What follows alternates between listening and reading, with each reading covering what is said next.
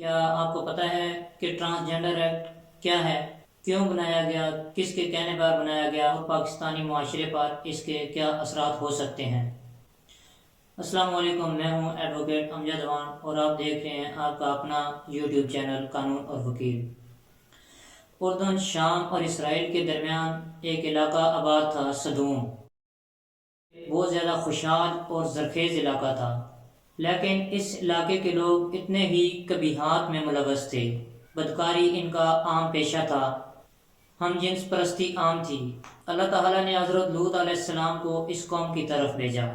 حضرت لوط علیہ السلام نے اللہ تعالیٰ سے ڈرنے اور بدکاری سے بچنے کی دعوت دی، لیکن قوم لوط نہ مانی، اور قوم لوط پر اللہ تعالیٰ کا قہر، غضب اور عذاب نازل ہوا۔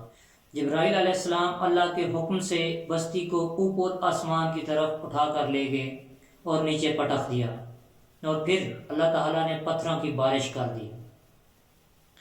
آج ماہرین کو قوم لوط علیہ السلام کی باقیات ملی تو حیران اور پریشان رہ گئے کہ اس بدکاری کی حالت میں اللہ تعالیٰ نے ان کو پتھر بنا کر محفوظ کر دیا، نشان عبرت بنا دیا۔ اب ٹرانسجنڈر ایکٹ کے تحت حکومت پاکستان بھی عالمی رہنماؤں کے کہنے پر، یا پھر یوں کہہ لیجئے کہ عالمی رہنماؤں کو خوش کرنے کے لیے وہی غلطی دہرانے جا رہی ہے۔ ٹرانسجنڈر ایکٹ کے سیکشن 3 کے تحت ہر فرد کو یہ اختیار دے دیا گیا ہے کہ وہ اپنی سوچ، اپنی مرضی، اپنی فکر، اپنی منشا کے مطابق اپنی جنس کو نادرہ میں یا پھر دوسرے سرکاری اداروں میں رجسٹر کروا سکتا ہے۔ یعنی کہ اپنی برتھ یا پھر پیدائشی طور پر اگر ایک وومن ہے تو وہ اپنے آپ کو ایز اے مین ڈکلیئر کر سکتی ہے، ایز اے مین وہ اپنے آپ کو نادرہ میں یا پھر دوسرے سرکاری اداروں میں رجسٹر کروا سکتی ہے۔ اسی طرح اگر کوئی مین ہے تو بغیر کسی سرجری، بغیر کسی آپریشن، بغیر کسی میڈیکل پروف کے اپنے آپ کو نادرہ میں وہ وومن ڈکلیئر کروا سکتا ہے۔ جنس کی تبدیلی کو اس شخص کی حقیقی تبدیلی، حقیقی جنس سمجھا جائے گا، یہ سیکشن نمبر 3 کے مطابق۔ اس قانون سے معاشرے میں بے راہ روی کا ایک طوفان برپا ہو جائے گا اور ہم جنس پرستی عام ہو جائے گی۔ اس قانون کے مطابق 2 مین مینز کے ایک کے شناختی کارڈ کے اوپر اگر وومن لکھا ہے تو آپس میں وہ میرج کانٹریکٹ سائن کر سکتے ہیں۔ ایک غیر مرد کسی غیر محرم وومن کے ساتھ محض شناختی کارڈ پر جنس کی تبدیلی کی وجہ سے ریسٹورنٹ میں نائٹ سٹے کر سکتا ہے۔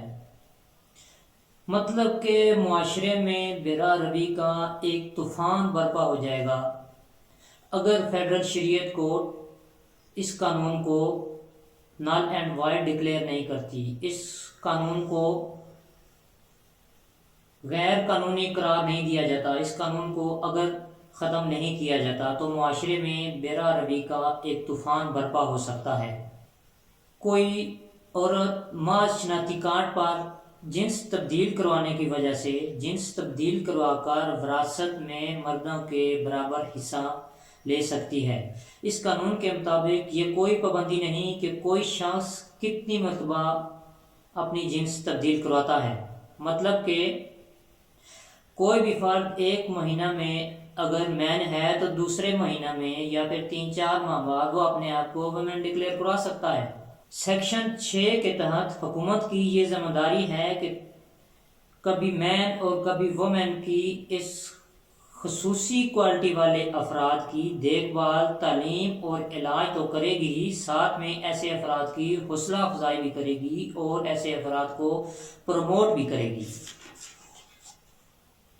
اس ایکٹ کے تحت کسی مرد کو جس نے اپنے آپ کو وومن کے طور پر رجسٹر کروا رکھا ہے، خواتین کی درسگاہوں اور تعلیمی اداروں میں داخلہ لینے سے کوئی نہیں روک سکتا، مینز کہ داخلہ لینے پر کوئی پابندی نہیں ہوگی۔ اسی طرح کوئی مرد جس نے اپنے شناختی کارڈ پر محض وومن لکھوا رکھا ہے، وہ خواتین کے لیے مختص ٹوائلٹ میں کبھی بھی کسی وقت گھس سکتا ہے۔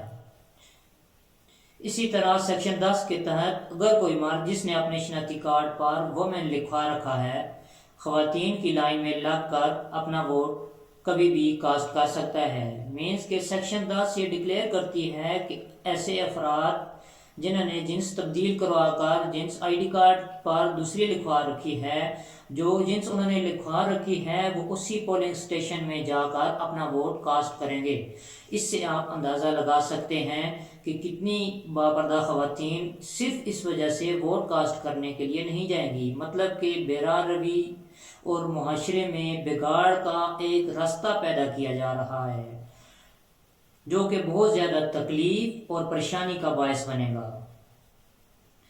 سیکشن نمبر 14 کے تحت اگر کسی عورت نے خود کو مین کے طور پر رجسٹر کروا رکھا ہے تو وہ مسجد میں مردوں کی صف میں کھڑے ہو کر نماز ادا کر سکے. یہ نہ صرف اسلام کی بنیادی تعلیمات کے خلاف بلکہ معاشرتی طور پر بھی ناقابل قبول ہے. میری فیڈرل شریعت کورٹ سے خصوصی درخواست ہے کہ اس قانون کو شروع سے ہی نل اینڈ وائڈ قرار دیا جائے تاکہ معاشرے کو بے روی سے بچایا جا سکے.